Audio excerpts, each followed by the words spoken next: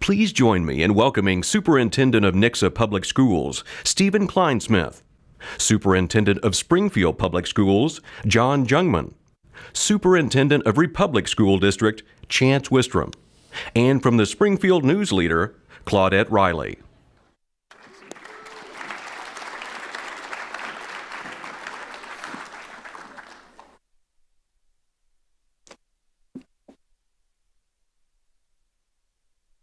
Well, welcome. Glad you came today. We appreciate it. Our topic today is Get Schooled. Is school improvement only possible through disruption? And for the sake of the conversation today, I want to define disruption as a break from the norm or a departure from the status quo. So, in preparation for today's talk, I kind of dug through our archive and looked at the three districts here and some of the innovations that they have proposed in recent years. I'm just going to give you a quick run through. Project-based learning, that is the real-world application of what you're learning in the classroom. Is that fair? Flexible seating, which really affects the way you learn and move around the classroom. One-on-one technology. Career exploration, a rapid expansion in all three districts of field experiences, so going out into a place and learning.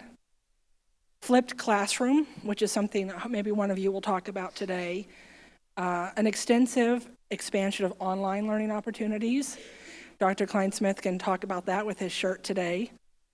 And embedded classrooms, more than for sure when I started covering education 20 years ago. There are now classrooms in this area, in hospitals, in science museums, in businesses, in manufacturing plants, and that's all very exciting for the way students learn. And beyond the classroom, there have been a lot of innovations in your three districts around wraparound services, extracurricular activities, even the way you deliver meals, breakfast in the classroom, after-school tutoring, and summer school. So I wanted to give each of you a chance to talk, and we can start with you, Dr. Kleinsmith, about the most significant innovation that you have championed and how that has disrupted the way teachers teach and students learn. Well, I'll tell you, that's a tough one because I'm in my own mind thinking we pulled off a pretty good gig 18, 19 years ago implementing what is very acceptable practices now in communication. And then again, more recently, we've implemented a real healthy layer of early childhood education where we were able to build a $5 million building, and that's about 4 years ago. And the way we've went about that, we've yet to have to pay a dime for the facility. And some may use different words to describe what we did, but it was both innovative and legal. And I like both of them. So that's a good idea, Steve. That's right. That's always good. So I'll go with the early childhood. We have two very nice facilities, second to none. And it was quite innovative as to how we pulled that off. And it's great for our kids, no doubt about it. One of the facilities, the newer of the two, we have about 75, 80 students that have special needs.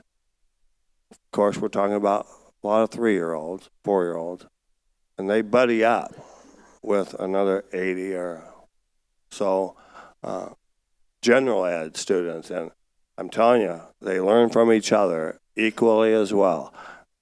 One might think that the general ed student will have some of his or her benefits run over into the special ed student, and naturally so, that does occur, but it happens just the other way around every bit as much. And so, if we weren't able to get that facility on our property, right across the parking lot of the other early childhood center, we didn't have the community support to do what we did. those kids would be without much of the benefits that they're gaining on a daily basis. And if you're wondering, financially, do the families have to pay? Half of our preschoolers or early childhood students pay nothing. Kind of like the taxes just take care of it, like the K-12 arena. And do you have a waiting list for that program? Oh, yes, we do. We have quite a waiting list. And we have a waiting list with our magnet school, and we have a waiting list with our early childhood program. And so it's pretty exciting. Dr. Jungmann? Thanks, Claudette, and thanks, Steve. Early childhood's something I think we're all passionate about, and you've been a leader in that area for years in Southwest Missouri, and we look forward to expanding. I would say, as I think about what I've championed, and it's not my idea, it's experiences for kids. It's been around for years, and experiential education or providing something that's outside of the traditional classroom to drive a more comprehensive understanding of the curriculum that we're trying to get to is really important, and Springfield has been championing that for years with, the start of the Wolf School. You can go back decades, actually, with programs that have existed in hospitals. But we've really, when I got here, the board asked me, how do you scale that, right? And it's really hard to scale. But the one way you scale it is by building partnerships with your community. So since I've had the opportunity to serve here, I think you could look around and say we've expanded our Mercy Academy, we've done Go Caps, our Academy of Exploration. If you look at the summer program, we've created it all around experiences for kids where they get excursions every week to go out and experience our community, because it has so many things for our students that they often don't have access to because of under-resourced environments or just time, right? And the opportunity to get to those locations. We think when we provide those opportunities, kids' engagement goes up, relevance for learning goes up, and then their passion is sparked, and then the magic happens back in our classrooms. So I'm excited that Springfield's been a champion for experiences before, and we're going to continue to advocate for that for our kids. Great. And do you have some community partners that want to offer options you just haven't been able to get to yet? Yeah, all the time, almost every day we have conversations with them about what can we offer. There are many, either career-based or in the arts programs that said, we want to do more, we want to do more. It's time and resources and risk, right? Because you have to let go of some of the old in order to step into the new. And we really have that philosophy that we have to have a foot in both worlds in Springfield Public Schools. You have to have a foot rooted in tradition and the things that are great about our classrooms, but you also have to put your foot and a toe into innovation and trying new things, and we've got partners that are ready to do more. Dr. Wistrom? I believe ours sounds a bit more sublime, but what I'm most excited about in our school district is when we went into the strategic planning phase. It wasn't about what I thought we needed or our Board of Education. Our Board of Education and our leaders said, let's find out what our community wants. Local control and local focus is such a rally cry, but how frequently do we actually embrace that? So in our strategic planning phase, we actually went to our community and we offered surveys, focus groups, had over 1,500 responses. In our focus groups, we had over 200 people participate in our planning phase. And what that looked like was, what do you want for your children? The bottom line is, we all want a competitive advantage for our children. Okay, we want them to be prepared to make a good living, support their family, and enjoy what they're doing. So when our community spoke to us, it was really interesting. I was so proud because what they said is, hey, we want more leadership. We want leaders coming out of our school districts and our homes. We want more experiential opportunities for our kids. We want them to be able to utilize technology. And of course, we still want them to be well-versed in content, but we also want our children to be able to communicate, not just verbally, but through tools that they're going to have to utilize in the workplace. And we want them to be able to collaborate with each other. And at the end of the day, grit, I think, is an often overused term right now, but I think that's a good thing because we want our kids to have that not yet mentality, not just consumed with what we know right now, but where we're going. And a lot of that sounds like a bunch of gobbledygook, if you will, But we were able to put that into a comprehensive plan, and in our plan, it lines out exactly what we're going to do. We went back to our community and we said, hey guys, this is what you want. You said you wanted. Here's our plan to get there. Here are our measures that we're gonna evaluate on an annual basis, fidelity-wise and performance-wise. What do you think? And some of them said, you know what, that's not good enough. You need to go back and find something else. And we kept coming back, and in that true cycle of continuous improvement, and we finally hit the sweet spot, and we enacted that plan. And what that has allowed us to do as a school district of 4,700 students is to be very agile and to really press the pedal and get somewhere quickly. So for instance, implementing our Leader in Me focus in all of our schools, 7 habits of highly effective people. Expand our technology, not just for the sake of utilizing technology, but to leverage that instructional experience and learning experience, and it pushed our employees, our teachers, our administrators out to Nixa, out to Springfield. Just last week we were in Webb City as well, and learning from the very best of the best and saying, hey, we need to rub shoulders with the people who are doing wonderful things because we need to get back here and get busy with what our community said we needed to do. And it's allowed us to move very, very quickly in a very succinct direction. Did you find that your community was hungry to weigh in? They wanted to be asked? Absolutely. When we pushed that out, we were concerned because anytime you put forth surveys and ask for public comment, sometimes you think, well, you know, is it just going to be outcry or are we going to get something of substance? And our community absolutely stepped up to the plate, and it was very enlightening. Sometimes I think as educators, we think we know what everyone needs, and it was a great opportunity for our community to say, hey, look, this is what we need from you for our children and their future. And not just moms and dads, but businesses. And that's very empowering as leaders to move forward and address many of the questions you're probably going to ask today. Well, the 2016 election ushered in a lot of change at the state and federal level, and a lot of discussion, maybe more than I remember in the last 2 decades, about school choice. And school choice is often code word for vouchers or charter schools. And vouchers is when you kind of take the money that is attached to the head of a kid, and you use that to purchase private or faith-based schooling. And charter schools are public schools, but they have a little more freedom. They usually answer to a school board, a university, or a nonprofit. They're not allowed in Greene County now, but there have been legislation year after year pushing that. So my question is this, are vouchers and charter schools a threat to public education? And is there room for one or both in Southwest Missouri? And Dr. Jungmann, I'll start with you this time. Well, that was nice of you. Not just kidding. I expected nothing more, but no, nothing less. So thanks, Claudette. Bottom line, charters have existed for decades, right? So it's not a new innovation. It just hasn't existed in our region. It's existed in Missouri for a lot of years.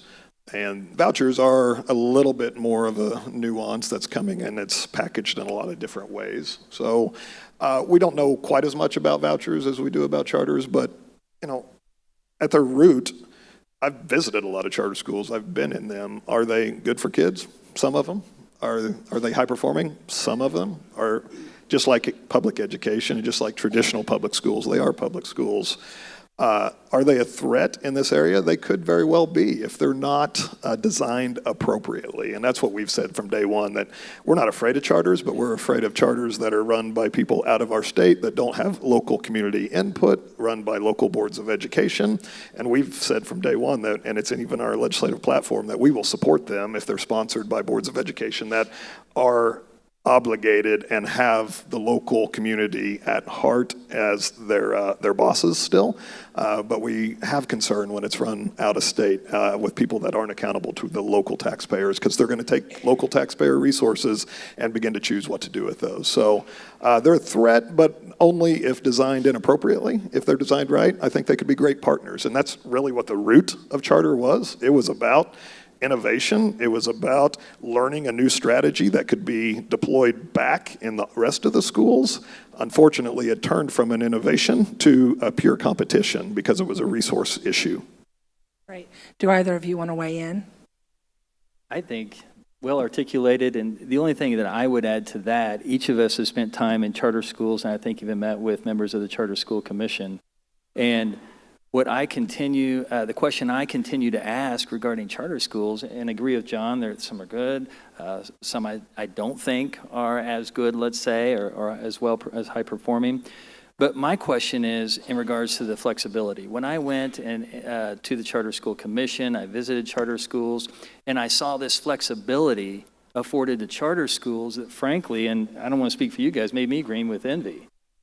John has led our GoCaps innovation for experiential learning, and it's been amazing. If we had the flexibility of charter schools, how much more could that be? And as we search out innovative ideas and ways to better meet the changing needs of our students, we're looking for that. The problem is with public schools, oftentimes we have to fit inside the box and figure out how to achieve what we want to achieve while still working within those confines. So the question I have is, rather than create a parallel school system to the public school system, why not afford us the same flexibility? We're performing quite well in a lot of areas in Southwest Missouri. We're very blessed with high-performing school districts, but afford us the same flexibility and then let these creative minds that make up all of our public schools just take off. I think it would be just exciting, and I don't understand why we can't do that. Are you talking about a charter district or charter schools that operate within the borders of a regular school district, a traditional school district? I'm speaking more within, you could create a charter school within a charter school district, or you could actually become a charter school district if you could get the community to go for that. Going back to my discussion on strategic planning and completely focused on local input, I think that would be a challenge. But either or, they're both provided flexibilities, and I could give specific examples that we are not afforded in the public school system. Would you give one or two? Sure. I can give you an example. In Republic, we might have let's say, and this is a small one, but a chemistry teacher that has a tremendous amount of experience in chemistry. Well, we can't offer that class for college credit, but that same teacher teaches night class for a local university for guess what? College credit. And it just goes back to the accreditation piece. Likewise, we would like to sometimes combine courses. Let's say we want to teach College Algebra 2 with physics. We're not afforded that opportunity. If we want to create an engineering class and there's a retired engineer from John Deere Remanufacturing that wants to teach that class, we can't do that. If we're a charter school, we have the flexibility to do some of those items. And those are just a few small ones, but those impact kids and some of their passions. No, I think that's helpful for folks who aren't in education to realize the constraints that sometimes you have to work within.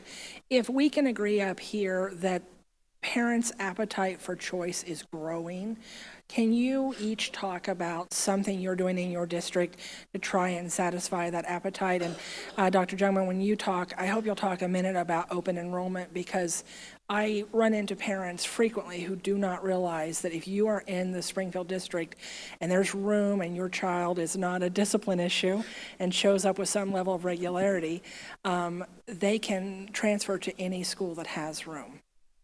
You want to start? Go ahead, Steve. I might chime in, but before we leave the vouchers, I want to be on record saying it is not good, and it is a lot of sideways energy being spent by a lot of good people in our country, pulling in sometimes opposite directions.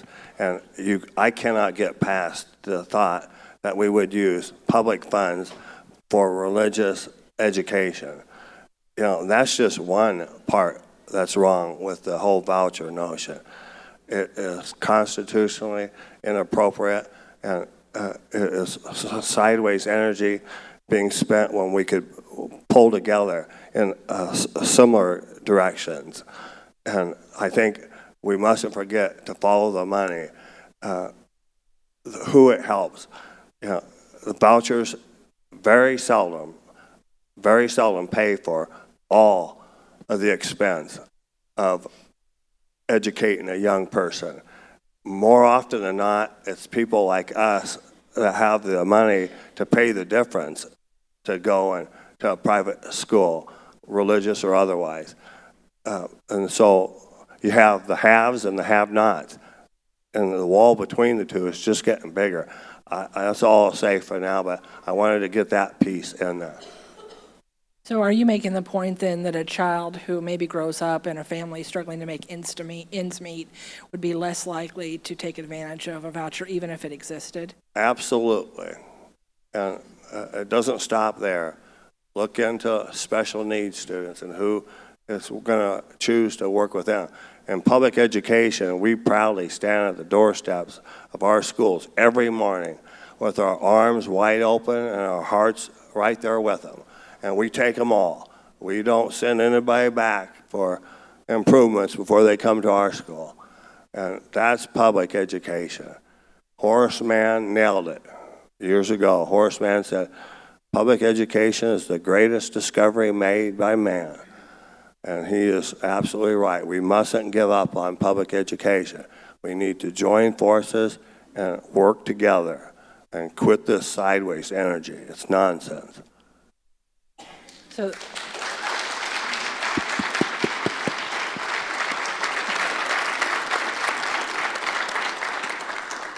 I clearly made a mistake skipping him. So, She wants you holding your mic. So the second part of the question about parents' appetite for choice, will you talk about what you're doing and we can go this way? We do have choice within public education. We have received the wake-up call from our parents throughout America. We want more. That's not a problem. Like Dr. Wistrom said, you listen your way to solutions. We as educators have some of the answers, but we get some brilliant ideas and suggestions coming in from the public we serve, and this is one of them. It is to take that direction and to provide more choices.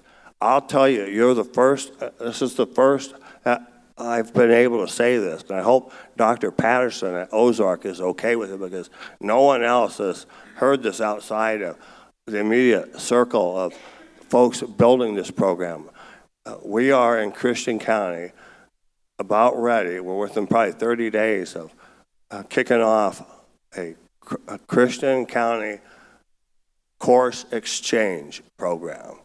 It's nothing, out of this world, but it's not something we typically have done in public education, where in Christian County course exchange program, and this was Dr. Patterson's dream, and we've just developed it, and we're going to implement it.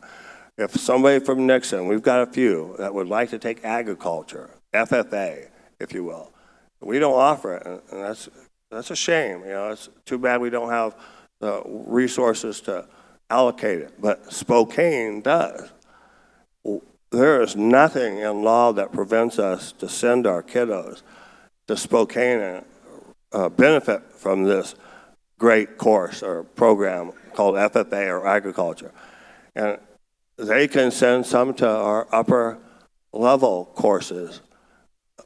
All 7 school districts in Christian County can be a part of this program.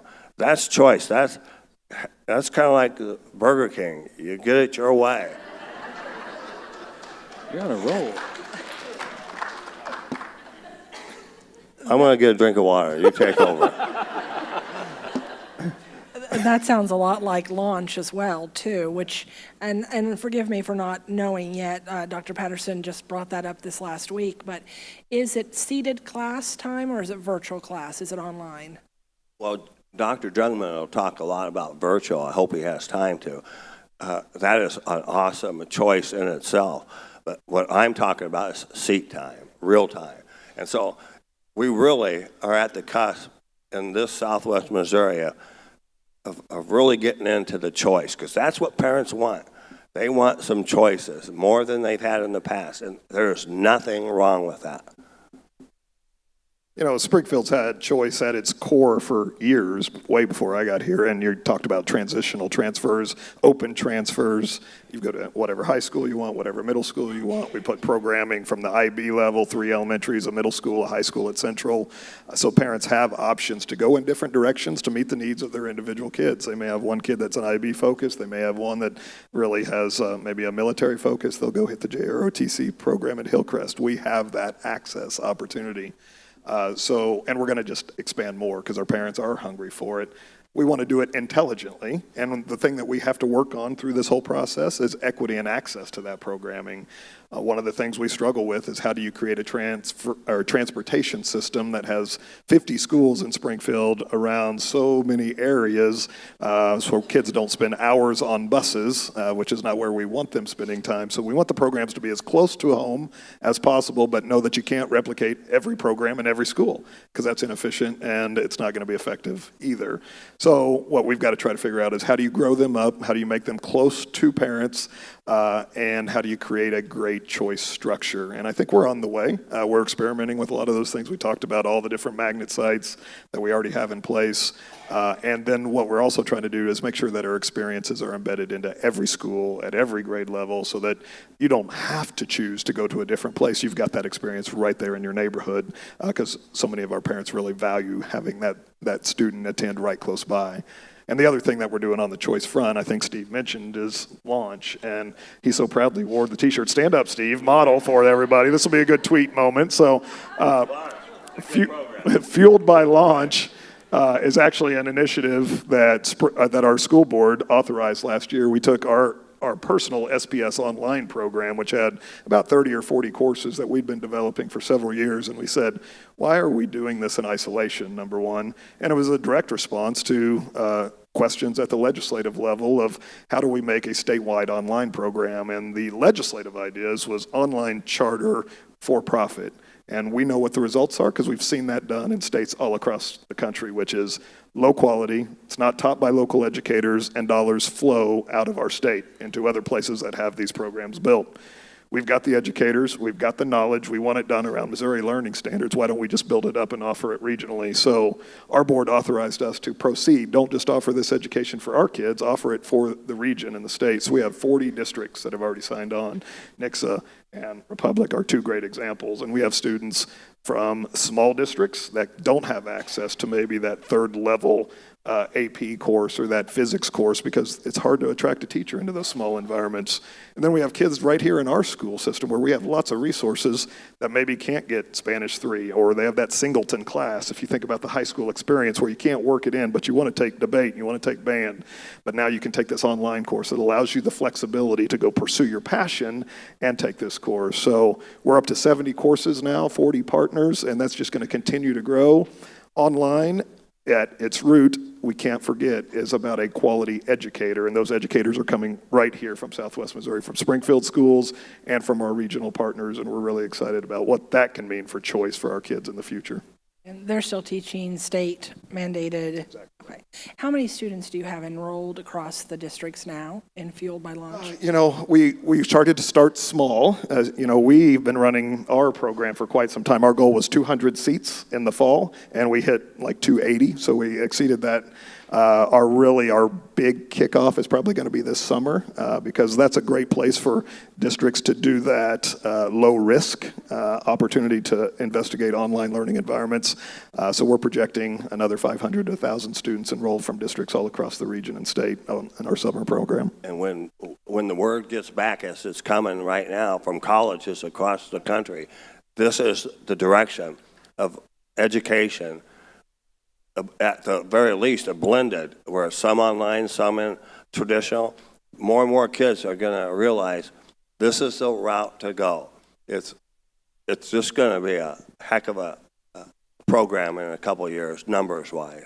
And that's the thing I think it's important for us to understand. It's a radical change compared to the experience that we had in high school. The traditional high school's not disappearing. This is how do you make it better and how do you make it equitable across all of the districts across the region so that it's not just isolated by these boundary lines. And the way we do it is through coordination and partnership, and nobody does it better than Southwest Missouri when it comes to collaboration. Dr. Wistrom? I was just going to add to what John just referenced there at the end. Everything that has been referenced and discussed so far is about collaboration, and the end result is choice. And there are a lot of conversations that are happening between districts throughout our entire area, and they're predicated upon what if, and then getting these wonderful minds and passions and making it happen, as opposed to what I think not too long ago, it was conversations that were led with, yeah, but. And we got stuck in the yeah, but. And I do think that's a good thing that's occurred from parents and communities saying, hey, we want more. As customers, we want more choice. We want more opportunities for our students. And the product of that has been these conversations. And it's really remarkable just to watch it grow and flourish. Really in about the last 24 to 36 months, those talks have really started to come to fruition, and I think it's going to have a synergistic effect on opportunities in the future. Privatization will mess with that big time. If we become a privatized education system, much like our Secretary Betsy DeVos is advocating in her ideology, and others from the president on down, the ideology of privatization is out there. And we have nobody to thank but ourselves. In America, we elected these, and they're doing exactly what they said they would do. So, that's just the way it goes. What will happen is the cooperation and the collaboration in the public setting will be set aside for good old competition between private schools, trying to get the best and brightest students to come to your school, and this blended environment will slowly but surely deteriorate and go to the wayside. Cooperation won't be there like it is now. We're down to 3.5 minutes, so I'm going to skip clear till the last question. So as an education reporter, I love meetings. I don't know what's wrong with me, but I get to attend, especially retreats, where you sometimes get to dream, you and your boards, about what you would do if money and building space and regulations were not a constraint. So since we're talking about innovation today, I want to give each of you a minute, frankly, to talk about what you would do. I was looking at the clock, not Steve. No. You should have been looking at me. Okay, maybe I winked. So what would you do if the handcuffs were off? If the handcuffs were off, wow. I think, first of all, and John and I were discussing this backstage, early childhood is essential. And not just early childhood for the individuals that have transportation and the means to get there. We need all of our children to be coming to kindergarten with kindergarten preparedness. I truly believe that's number one. Number two, state-of-the-art facilities, but it's the teachers that make that facility. And I think giving them all the support that they possibly need, beating the bushes, and revamping the way they're prepared, where there's more of an apprentice-type opportunity for them to come in and be child-ready when they come into the classroom, and then build these experiential opportunities for our students where we can even have the facilities and the means to connect our schools directly with businesses and industries where our students have the passion to pursue that. Does all the support for teachers mean higher pay also? I think at the end of the day, yes, it does. Teaching is a profession, and they're molding futures. And I think it also means in our society, higher pay also goes along with respect and credibility for the profession. And I think currently there are so many rocks being thrown at public education. When you look at a young person, that might be what they want to do, but they almost feel like they have to apologize for doing it. And there's no greater calling than that, in my humble opinion. And I think the pay to do that so that they can focus in on doing the very best job they can for kids, because some of the most wonderful people I've ever met in my entire life are in those classrooms working with our kids. And the more that we can do for them, the better off our children are going to be. You two get to split a minute. Sorry. I'll make it quick. Go, Steve. I'd take the urban schools and I'd close them all. All the big Detroit, Chicago, LA, if I've got all the money you're talking about, and I'd reopen them up slice them into like a pizza cutter, into neighborhood schools, and I'd get into the social fabric of those communities and recreate what an urban community of education ought to be like. And then I'd try to leave most of the other school districts alone and get out of their way. You know, I think the one thing I would do is try to figure out a way to empower local accountability with parents and teachers partnering in new and robust ways. I think the death of what we're trying to do right now is what we've tried for the last 10 to 15 years, which is federal and state level accountability, like No Child Left Behind, where we rate all of our schools on one test at one time at the end of the year, and then we tell teachers, fix it. Right? And that's not how you do it. You do it with partnerships with your community, you do it with partnership with your parents, and you get your kids engaged in goal setting with your teachers, and then you give them the tools to let it go, and then you give them the resources, right? And really appreciate what they do instead of making them the enemy, which is what our accountability systems have done, and it's really a disservice to our kids. Great. Well, thank you.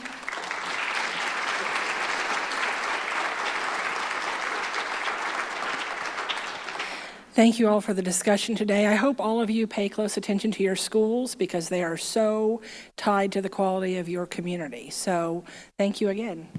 Thanks, Claudette. Thank you.